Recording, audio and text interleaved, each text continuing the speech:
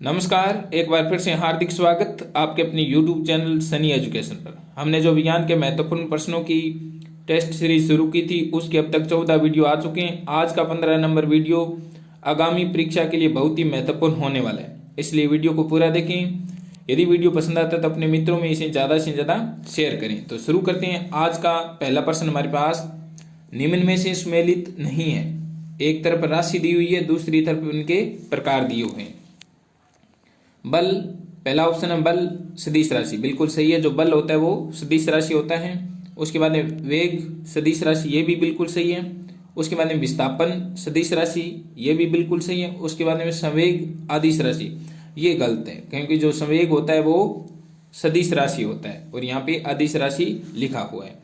तो जो राशियां हैं उनको याद करने के लिए मैंने दो ट्रिक बनाई है, अदिश राशि और सदिश राशि को। तो अदिश राशि वे राशियां होती है जिनमें दिशा की जरूरत नहीं होती, उनको व्यक्त करने के लिए केवल आंकिक मान की जरूरत होती है।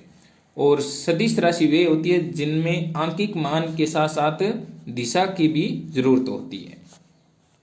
तो इन दोनों को किस प्रकार याद करेंगे, इसके लिए मैंने ट्रिक बनाई है। आकाश पर घनी चादर ताऊ दुविधा में, तो आकाश पर घनी चादर छा गई है और ताऊ दुविधा में पड़ गए हैं। तो आकाश पर घनी चादर ताऊ दुविधा में, आ से यहाँ पे आयतन, उसके बाद में का से कार्य, उसके बाद सह से समय, उसके बाद में पर यहाँ पे साइलेंट है, घनी से गंतव्य, उसके बाद में चा से चाल, दर से द्रव्यमान, उसके बाद ता से ताप, ऊ से ऊर्जा, उसके बाद में दू से दूरी, वी से विद्युत ऊर्जा और दा से दाब और में से मात्रा। तो ये थी अदिश राशियों को ज्ञात करने की ट्रिक। आकाश पर घनी चादर ताऊ दुविधा में, आ से आयतन, का से कार्य, सह से समय, उसके बाद घनी से गंतव्य, चा से चाल, दर से द्रव्यमान, ता से ताप, ऊ से उष्मा या ऊर्जा, दुविधा से दू से दूरी, वी से विद्युत ऊर्जा और दा से दाव और में से मात्रा। तो ये थी अदिश राशियों की ट्रिक। अब है हमारे पास सदिश राशियों को ज्ञात करने की ट्रिक। अब वेतव विवास, हमारे पास ट्रिक है। अब वेतव विवास, ऐसे आवेश, उसके बाद में बै से बल, वे से वेग, तव से त्वरण, उसके बाद में बी से विस्थापन, भा से भार और सह से संवेग। तो ये जो राशियां हैं वो सारी की सारी कौन सी राशियां हैं? सदिश राशि है। अब वेतव विवास, ऐसे आवेश, बै से बल, वे से वेग, त्व से त्वरण, वी से विस्थापन, भा से भार और सह से संवेग। तो ये राशियां हैं आपकी आदिश और सदिश राशियां। उसके बाद हमारे पास 702 नंबर प्रश्न है। निम्नलिखित में से कौन से तत्व सभी प्रोटीनों में पाए जाते हैं?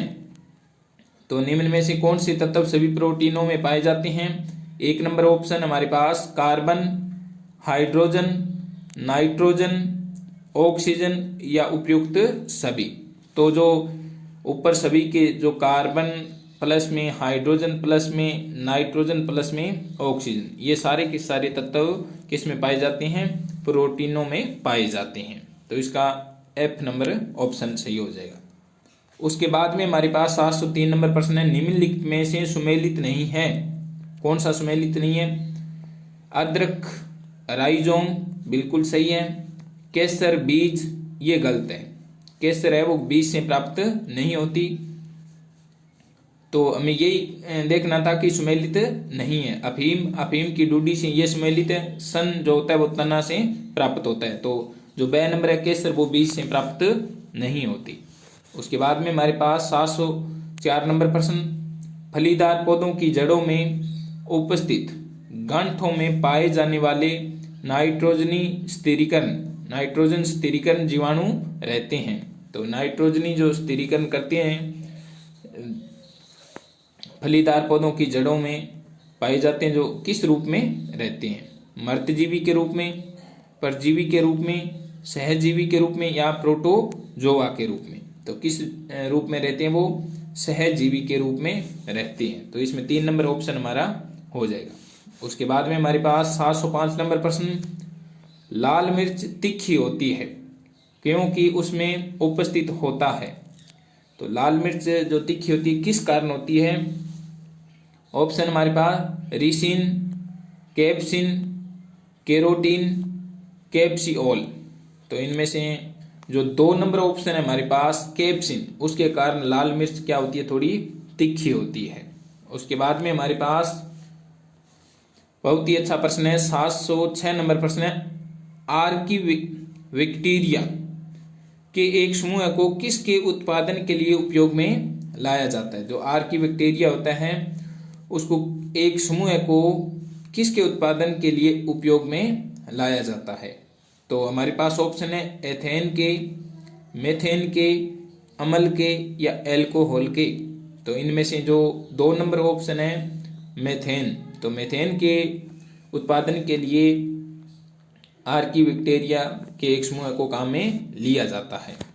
उसके बाद में हमारे पास 707 नंबर प्रश्न, जब रक्त में ऑक्सीजन की सांद्रता में कमी आती है तो श्वास की गति, जैसे रक्त में ऑक्सीजन की मात्रा में कमी आती है तो श्वास की गति पे क्या प्रभाव पड़ता है? ऑप्शन हमारे पास श्वास की गति कम हो जाती है, श्वास की गति बढ़ जाती है या परिवर्तित नहीं होती, या श्वास की गति पहले घटती है फिर बढ़ती है।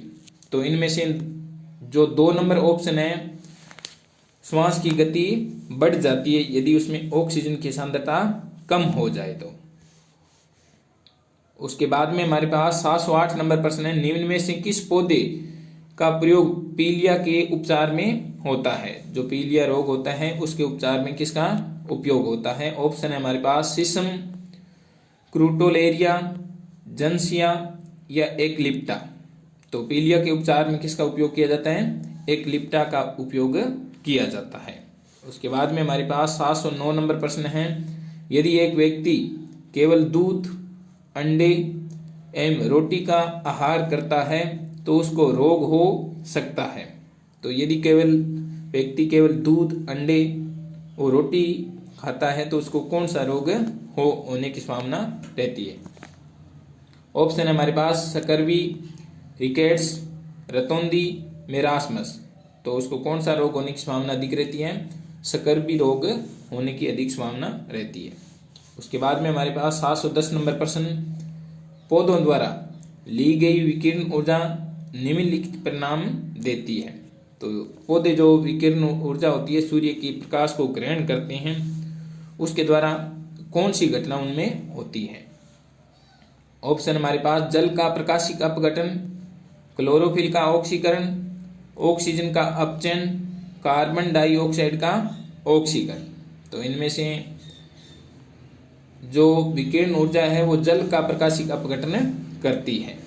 उसके बाद में हमारे पास 711 नंबर प्रश्न है हमारे पास, डाउन सिंड्रोम एक आनुवंशिक विकार है जो होता है। जो डाउन सिंड्रोम होता है वो एक आनुवंशिक बीमारी है, वो किस कारण होता है?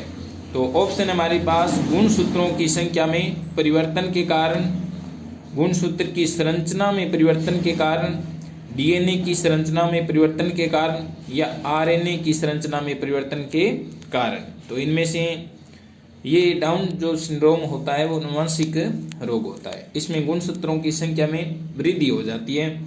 और कौन से गुणसूत्र में वृद्धि होती है? डाउन सिंड्रोम में 21वें गुणसूत्र की अभिवृद्धि होती है और वैसे मनुष्य के अंदर 46 गुणसूत्र होते हैं, लेकिन डाउन सिंड्रोम में 21वां गुणसूत्र 2 बार आने के कारण कितने हो जाते हैं? 47 गुणसूत्र हो जाते हैं। तो इस प्रकार का व्यक्ति क्या होता है? डाउन सिंड्रोम से पीड़ित हो जाता है। उसके बाद में हमारे पास 712 नंबर प्रश्न है, पीत पिंड कहाँ पाई जाने वाली कोशिका की संहति है? तो पीत पिंड कहाँ पाई जाती है कोशिका में? मस्तिष्क में, अंडाशय में, अग्नाशय में या प्लीहा में? जो पीत पिंड है वो कहाँ पाई जाती है? अंडाशय में पाई जाती है। उसके बाद में 713 नंबर प्रश्न है, अग्नाशय के पाचक रस के उत्पादन के लिए उत्तेजित करने वाला हार्मोन निम्न में से कौन है? तो जो अग्नाशय के पाचक रस के उत्पादन के लिए उत्तेजित होने वाले हार्मोन निम्न में से कौन है? तो अग्नाशय के अंदर कुछ हार्मोन पाए जाते हैं जैसे इंसुलिन, ग्लूकागोन। तो उन हार्मोनों को उत्तेजित कौन सा एंजाइम करता है? तो कौन सा एंजाइम करता है? ऑप्शन है हमारे पास रेनिन, ट्रिप्सिन, सिक्रीटिन या पेप्सिन। तो इनमें से कौन सा एंजाइम करता है? सिक्रीटिन जो एंजाइम होता है वो उन हार्मोनों को उत्तेजित करता है। उसके बाद में 714 नंबर हमारे पास प्रश्न, निम्न शरीर के किस भाग में पित्त का निर्माण होता है? तो शरीर के किस भाग में पित्त का निर्माण होता है? यकृत में, तिल्ली में, पित्ताशय में या अग्नाशय में? तो पित्त का जो निर्माण होता है वो यकृत में होता है, और जो पित्त होता है वो कहाँ पे संग्रहित होता है? पित्ताशय में संग्रहित होता है। और एक और विशेष ध्यान रखना कि पित्त के अंदर किसी प्रकार का एंजाइम नहीं पाया जाता, यह वसा का इमल्सन करने के काम आता है। उसके बाद में 715 नंबर प्रश्न है हमारे पास, निम्नलिखित में से किस खनिज की कमी से प्रतिरक्षा न्यूनता होने की सबसे अधिक संभावना होती है?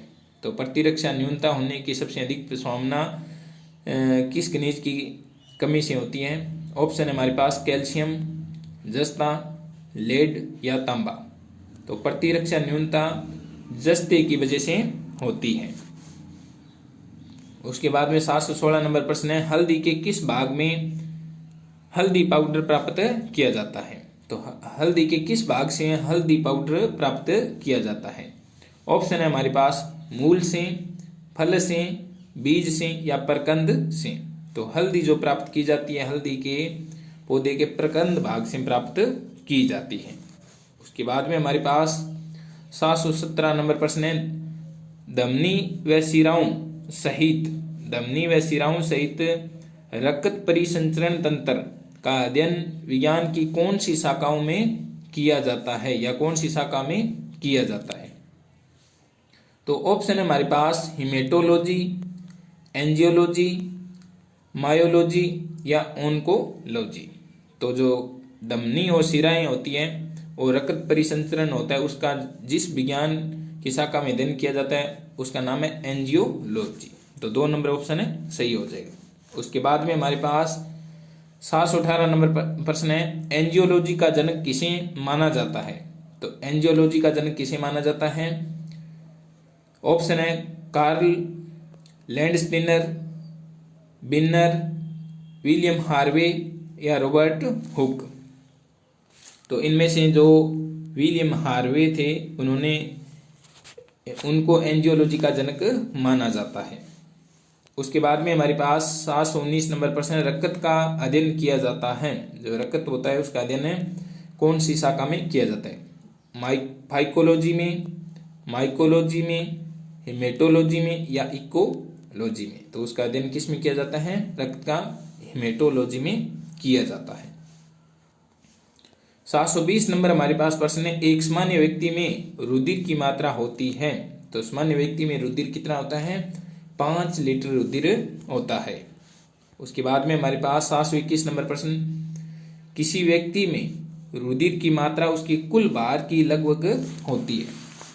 तो कुल भार मतलब शरीर के कुल भार की कितने प्रतिशत होती है? 7 से 8% होती है। 722 नंबर हमारे पास प्रश्न है, रक्त का पीएच मान होता है। तो रक्त का पीएच मान कितना होता है? 4 होता है। 723 नंबर प्रश्न, रुधिर किस प्रकार का ऊतक है? तो रुधिर किस प्रकार का ऊतक या टिश्यू है? ऑप्शन है हमारे पास उपकला ऊतक, कंकालीय ऊतक, तरल संयोजी ऊतक या पेशी ऊतक। तो रुधिर होता है वो तरल संयोजी ऊतक होता है। उसके बाद 724 नंबर प्रश्न है, रुधिर का सर्वाधिक भाग कौन बनाता है? तो रुधिर का सर्वाधिक भाग कौन बनाता है? रुधिर में 2 भाग होते हैं, एक प्लाज्मा और दूसरा होती है कणिकाएं। जो कणिकाएं होती है वो 45% भाग बनाती है और जो प्लाज्मा होती है वो 55% भाग बनाती है। तो रुधिर का सर्वाधिक भाग कौन बनाती है? प्लाज्मा बनाती है। उसके बाद में हमारे पास 725 नंबर प्रश्न है, रुधिर का कितना प्रतिशत भाग प्लाज्मा बनाता है? तो अभी हमने बात की कि प्लाज्मा कितना प्रतिशत भाग बनाता है? 55%। 726 नंबर हमारे पास प्रश्न है, किस प्रोटीन को प्रतिस्पंदन प्रोटीन के नाम से जाना जाता है? एंटीक्लोटिंग, यानी शरीर के अंदर जो रुधिर होता है उसका थक्का नहीं बनने देता है धमनियों और शिरों में। तो कौन सा प्रोटीन होता है? वो हिपेरिन होता है। उसके बाद में 727 नंबर, निम्न में से कौन सी प्रोटीन रक्त का थक्का बनाने में सहायता करती है? तो हिपेरिन तो होती है, रक्त का थक्का नहीं बनने देती है, और चोट लगने पर प्रोथ्रोम्बिन और फाइब्रोनोजन जो प्रोटीन होते हैं वो क्या करते हैं? रक्त का थक्का बनाने में सहायता करते हैं। उसके बाद में हमारे पास 728 नंबर प्रश्न है, निम्न में से कौन सी प्रोटीन मानव शरीर के अंदर रोग प्रतिरोधक क्षमता पैदा करती है? तो कौन सी प्रोटीन होती है जो रोग प्रतिरोधक क्षमता पैदा करती है?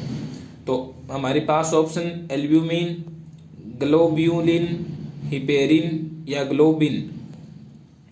तो रोग प्रतिरोधक क्षमता जो शरीर के अंदर पैदा करती है वो कौन सी होती है? ग्लोब्यूलिन होती है। उसके बाद में हमारे पास 729 नंबर प्रश्न है, प्लाज्मा में सर्वाधिक मात्रा में पाई जाने वाली प्रोटीन है? तो प्लाज्मा में सर्वाधिक मात्रा में पाई जाने वाली कौन सी प्रोटीन है? हिपेरिन, एल्ब्यूमिन, कैसिन या प्रोथ्रोम्बिन। तो प्लाज्मा में सबसे अधिक मात्रा में कौन सी प्रोटीन पाई जाती है? एल्ब्यूमिन पाई जाती है। उसके बाद में 730 नंबर प्रश्न है हमारे पास, रक्त का थक्का बनाने में कौन सी विटामिन सहायता करती है? तो रक्त का जो थक्का बनाने में कौन सी विटामिन सहायता करती है? तो वो होती है विटामिन के, जिसका वैज्ञानिक नाम या रासायनिक नाम क्या होता है? फिलोक्विनोन होता है। 731 नंबर, सबसे बड़ी आरबीसी किसकी होती है? तो सबसे बड़ी आरबीसी किसकी होती है? सबसे बड़ी आरबीसी हाथी की होती है और सबसे छोटी होती है कस्तूरी हरिण की। उसके बाद 732 नंबर प्रश्न है हमारे पास, पुरुषों में आरबीसी की संख्या होती है?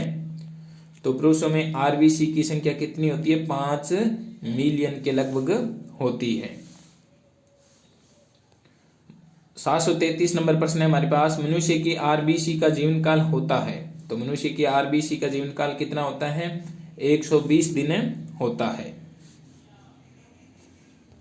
734 नंबर हमारे पास प्रश्न है, आरबीसी का कब्रिस्तान ग्रेव यार्ड किसे कहा जाता है? तो किसे कहा जाता है? प्लीह या तिल्ली, लार ग्रंथि, थाइमस ग्रंथि या अग्नाशय ग्रंथि। तो आरबीसी का कब्रिस्तान किसे कहा जाता है? प्लीह या तिल्ली को कहा जाता है, क्योंकि जो आरबीसी होती है उनका जीवन काल कितने दिन का होता है? 120 दिन का होता है। 120 दिन के बाद ये प्लीह या तिल्ली में नष्ट हो जाती है, उसके बाद में ये नहीं बनती है, तो इसलिए इनको आरबीसी का कब्रिस्तान कहा जाता है। उसके बाद में हमारे पास 735 नंबर प्रश्न है, आरबीसी की कमी से होने वाला रोग है? आरबीसी की यदि कमी हो जाए तो कौन सा रोग होता है?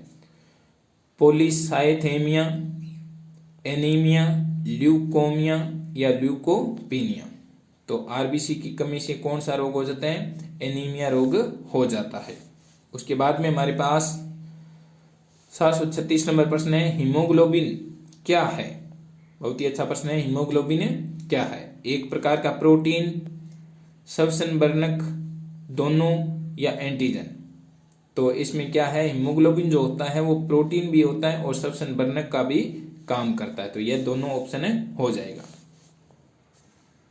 737 नंबर हमारे पास प्रश्न है, पुरुषों में हीमोग्लोबिन की मात्रा होती है। तो पुरुषों में हीमोग्लोबिन की जो मात्रा होती है वो होती है 12 से 16 ग्राम, 12 से 16 ग्राम प्रति 100 ml रुधिर में इसकी मात्रा पाई जाती है। उसके बाद में हमारे पास 738 नंबर प्रश्न है, रक्त का लाल रंग किस धातु की वजह से होता है? जो रक्त का लाल रंग होता है वो किस धातु की वजह से होता है? तो आपको पता है कि रक्त के अंदर क्या पाया जाता है, लोहा पाया जाता है, और लोहा हो जाएगा फेरस आयन की वजह से रक्त का रंग लाल होता है। उसके बाद में 739 नंबर प्रश्न है, हीमोग्लोबिन में कौन सी प्रोटीन पाई जाती है? तो हीमोग्लोबिन में कौन सी प्रोटीन पाई जाती है, बहुत ही महत्वपूर्ण प्रश्न है। ऑप्शन है हमारे पास कैसिन, एल्ब्यूमिन, ग्लोबिन, हिपेरिन। तो जो 3 नंबर ऑप्शन है ग्लोबिन, ये श्रृंखला के रूप में पाई जाती है। हीमोग्लोबिन की संरचना ये भी बनाती है। तो हीमोग्लोबिन में कौन सी प्रोटीन पाई जाती है? ग्लोबिन पाई जाती है। 740 नंबर प्रश्न है हमारे पास, एक हीमोग्लोबिन का अणु अपने साथ कितने ऑक्सीजन के अणुओं को बांधता है? तो हीमोग्लोबिन का एक अणु कितने ऑक्सीजन के अणुओं को बांधता है? 4 अणुओं को बांधता है। 741 नंबर हमारे पास प्रश्न है, हीमोग्लोबिन का रंग कैसा होता है? तो हीमोग्लोबिन का रंग कैसा होता है? लाल होता है। 742 नंबर हमारे पास प्रश्न है, ऊंचाई पर जाने पर आरबीसी की संख्या, जब ऊंचाई पर जाता है कोई व्यक्ति तो उसका चेहरा या शरीर लाल होने लग जाता है। क्यों? क्योंकि उनके अंदर आरबीसी की संख्या बढ़नी शुरू हो जाती है। तो आरबीसी की संख्या बढ़ती है। उसके बाद में हमारे पास 343 नंबर प्रश्न है, मानव शरीर के अंदर डब्ल्यूबीसी श्वेत रक्त कणिकाओं का उत्पादन कहाँ से होता है? तो जो डब्ल्यूबीसी होती है, जिनको शरीर के सैनिक भी कहा जाता है, क्योंकि ये प्रतिरक्षा तंत्र का निर्माण करती है। तो इनका निर्माण कहाँ पे होता है? अस्थि मज्जा में, थाइमस ग्रंथि में, प्लीहा में या उपयुक्त सभी में। तो डब्ल्यूबीसी का निर्माण इन सभी में होता है। 744 नंबर प्रश्न है हमारे पास, डब्ल्यूबीसी का जीवन काल होता है। तो डब्ल्यूबीसी का जीवन काल कितना होता है? 120 दिन, 8 से 10 दिन, 124 दिन, 2 से 4 दिन। तो डब्ल्यूबीसी का जो जीवन काल होता है वो कितना होता है? 2 से 4 दिन होता है। 745 नंबर हमारे पास प्रश्न है, प्लाज्मा में जल की मात्रा होती है। तो प्लाज्मा में जल की मात्रा कितने प्रतिशत होती है? ऑप्शन हमारे पास 70 से 75%, 80 से 90%, 8 से 10% या 90 से 92%। तो प्लाज्मा में जो जल की मात्रा होती है वो 90 से 92% जल होता है। उसके बाद में 746 नंबर हमारे पास प्रश्न है, मानव की किडनी में पाई जाने वाली पथरी में प्रमुख रासायनिक यौगिक होता है। तो पथरी में कौन सा रासायनिक यौगिक होता है? ऑप्शन है हमारे पास यूरिक अम्ल, calcium carbonate, calcium oxalate, calcium sulphate. तो जो किडनी में पथरी पाई जाती है उसमें कौन सा रासायनिक यौगिक होता है? कैल्शियम ऑक्सलेट होता है। 747 नंबर हमारे पास प्रश्न है, एक संतुलित आहार में क्या पाया जाता है? तो संतुलित जो आहार होता है उसमें क्या चीज पाई जाती है? ऑप्शन जो हमारे पास डी है, 1/2 प्रोटीन होना चाहिए, 1/4 भाग वसा का होना चाहिए और 3/5 भाग क्या होना चाहिए? कार्बोहाइड्रेट का होना चाहिए। तब वह क्या कहलाएगा? संतुलित भोजन या आहार कहलाएगा।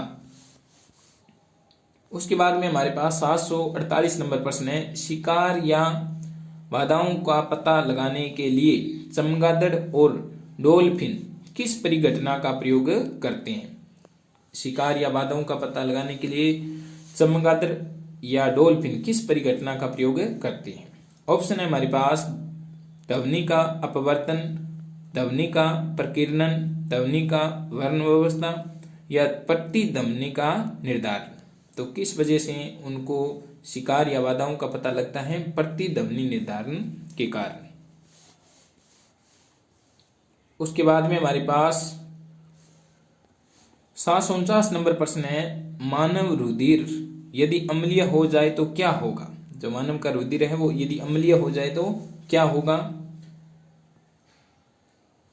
हीमोग्लोबिन की ऑक्सीजन वहन क्षमता बढ़ जाएगी, हीमोग्लोबिन की ऑक्सीजन वहन क्षमता कम हो जाएगी, आरबीसी बढ़ जाएगी, आरबीसी कम हो जाएगी। बहुत ही अच्छा प्रश्न है कि यदि मानव का रुधिर अम्लीय हो जाए तो हीमोग्लोबिन की ऑक्सीजन वहन क्षमता बढ़ जाएगी। 750 नंबर हमारे पास प्रश्न है, मानव रुधिर एक श्यान तरल है, इसकी श्यानता का क्या कारण है? मानव रुधिर एक श्यान तरल है, इसकी श्यानता का क्या कारण है? तो ऑप्शन है हमारे पास रुधिर में प्रोटीन, प्लाज्मा में प्लेटलेट्स, सीरम में सोडियम और रुधिर में आरबीसी और डब्ल्यूबीसी। तो रुधिर जो श्यान तरल होता है उसकी श्यानता का क्या कारण होता है? रुधिर में आरबीसी और डब्ल्यूबीसी का पाया जाना। तो ये थे आज की वीडियो के 50 प्रश्न। वीडियो कैसा लगा कमेंट बॉक्स में जरूर बताएं। यदि आप चैनल पे नए हो तो चैनल को जरूर सब्सक्राइब करें। इसकी पीडीएफ प्राप्त करने के लिए हमारे टेलीग्राम चैनल को ज्वाइन करें। धन्यवाद।